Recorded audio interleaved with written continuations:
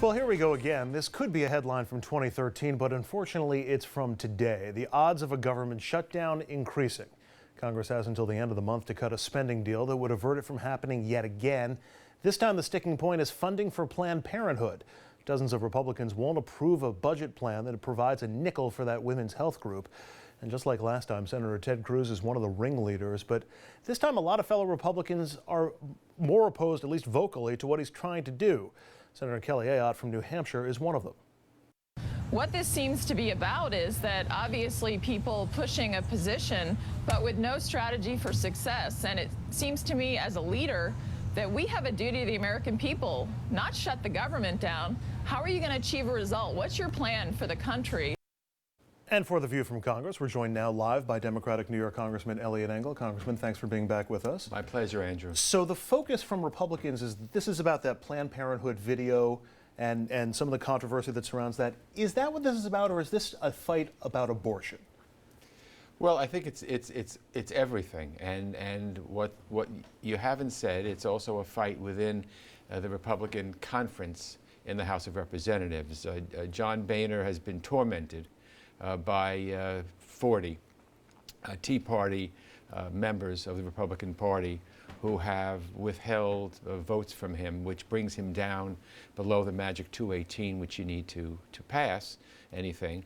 And so if he doesn't get the Tea Party contingent to vote with him, he's got to either not do anything or go to the Democrats, which no speaker likes to go to the minority party to try to pick up the votes. And, you know, we just had a thing with the Iran deal where we couldn't get the bill on the floor because in order to pass any kind of bill, you have to first pass a rule. And the Tea Party contingent of about 40 withheld support for the rule, and he didn't have a rule. The minority party never votes for the rule, and so he couldn't get it to the floor. So they switched at the very last minute, and rather than have disapproval, we voted on approval. And it was just a joke. So this is part of it. And of course, we're getting to the end of September, which is the end of the fiscal year. And now the Planned Parenthood comes up, and they try to make that the end-all and be-all as to why government should shut down. It's really disgraceful. And, you know, as far as I'm concerned, Planned Parenthood does a very good job in so many ways. And what they're saying about Planned Parenthood is a complete fabrication and distortion, really unfair. If the Speaker comes to the Democratic caucus looking for votes, will he get them? Would you vote to keep the government open if the Speaker comes calling? Well, I'm for keeping the government open. I mean, I think that probably Leader Pelosi and Speaker Boehner are probably talking right now. But it has to be, you know, it can't be where you have 190 Democrats voting for it and 30 Republicans. You know, it would have to be 1 and 1, I think, so it would show some bipartisanship, which I think the American people want to see. I would do everything possible to try to keep the government open. I think it would be a travesty if government shut down. But you do, to a certain degree, lose the issue if Democrats vote with the Speaker and basically vote down the revolt from the Tea Party right. Well, we don't lose the issue because I think that Planned Parenthood will ultimately be funded. You know, they don't provide abortions funded by the government. That is already into law. Henry Hyde years ago put that into law. So what we're doing is talking about withholding services of women and men in rural areas, in places where they wouldn't ordinarily get services. It's just disgraceful and irresponsible. What I mean by that, there's always a difference between governing and the politicking, the electioning, and looking for votes. But going back to the shutdown over Obamacare, it didn't really hurt the Republican Party in the next midterm election. A lot of people tend to forget once these things happen. Isn't there a chance that voters out there might forget the stark line you're drawing on abortion and women's rights? Yes, definitely. People have a very short attention span, and I think people do forget. But I do think that if the Republicans cause another shutdown of the government, then as Democrats, we've got to point out to the American people that they are playing brinkmanship. It's dangerous because shutting the government down isn't only playing games with Planned Parenthood. I mean, it's terrible for the economy. There are lots and lots of people that'll be thrown out of work. It's just bad all the way around, and it makes us a laughingstock of the world. There are a lot of topics we want to get to tonight. You're on foreign policy. You're the ranking member, top Democrat on the House Foreign Affairs committee. Right now, the issue of refugees, particularly from Syria, is a big issue. The United States has said we'll take 85,000 next year, 100,000 in 2017. Should we be taking more? Should there be concerns that we're taking too many, or that we can't necessarily verify the background of these refugees?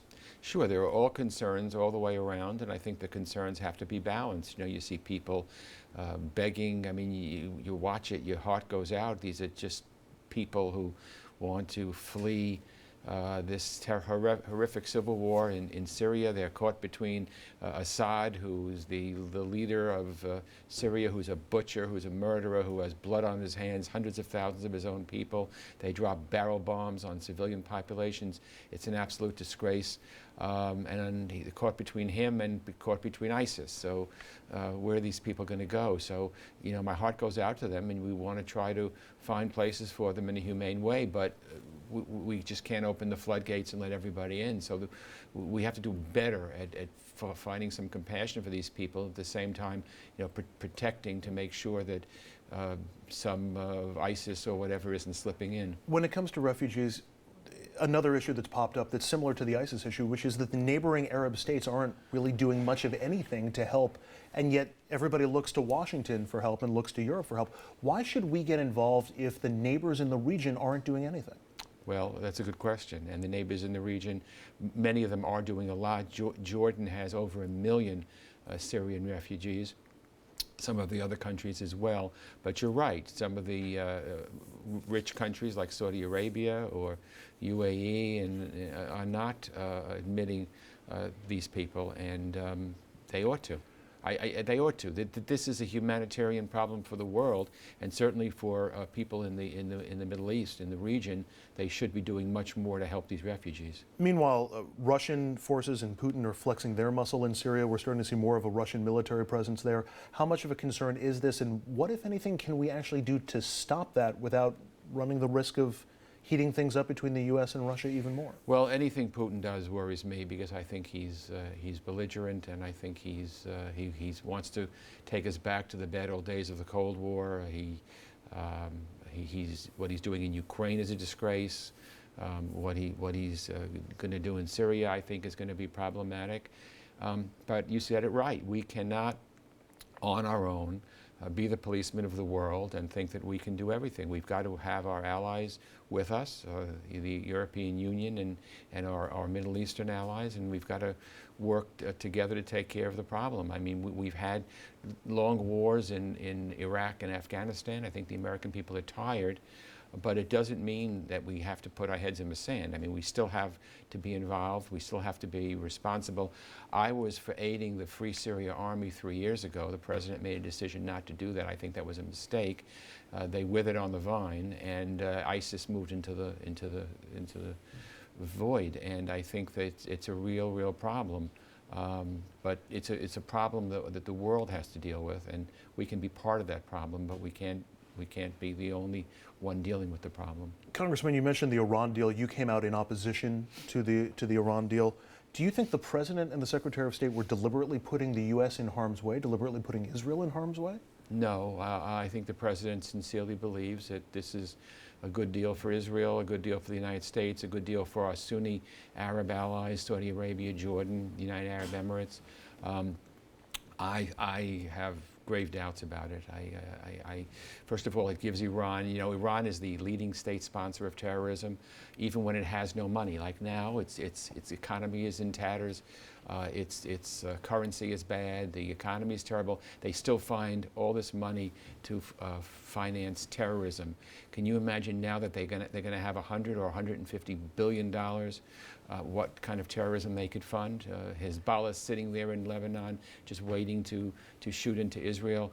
There will be another Lebanon war, and the money that they get from this deal is going to be used to fund that war. But aren't they going to get a large chunk of that money, whether the U.S. signs off or not, because everybody else has lifted their sanctions? Well, I think once we went down this path of negotiating with them, then people lift the sanctions, and it's problematic. But at the start of the negotiations, you know, there were lots of things that we were told that they would have to get in order to sign an agreement. We didn't get a lot of that stuff, and they signed the agreement anyway. And the bottom line is, it's really not an agreement preventing Iran from having nuclear weapons. It only postpones it for 15 years. So in 15 years from now, Iran is a nuclear threshold state and can legally have weapons-grade uranium to make a bomb. So I don't think it's worth it to just push it, kick the can down the road. I would like to see Iran not have a bomb, period. And finally, Congressman, Pope Francis comes to Congress on Thursday for a joint session. It's going to be the big ticket. Given the position that he's taken on some of his issues, climate change, income inequality, so many more, how many Republicans do you think are going to be squirming in the House chamber come Thursday? I don't know how they're going to squirm. I'm going to come and probably love every word he says. He seems to be quite an extraordinary man, and I think the whole world is watching. I'm going to watch. I'm going to be there. Is there any chance that he actually changes some minds in the chamber while he's there? Well, you know, when you talk about climate change, you know, I am 100% convinced that that's a problem that we have to deal with, and that man-made problem that we should take care of.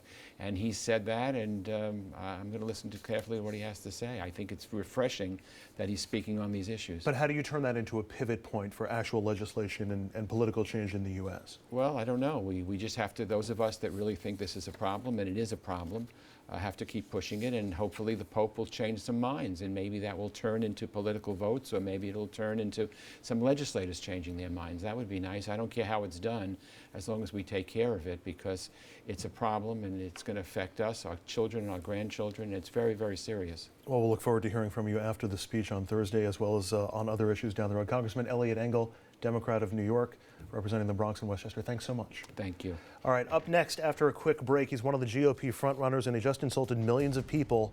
Not Donald Trump, but rather Ben Carson this time. We're going to play you what he said and tell you and show you how he's not backing down.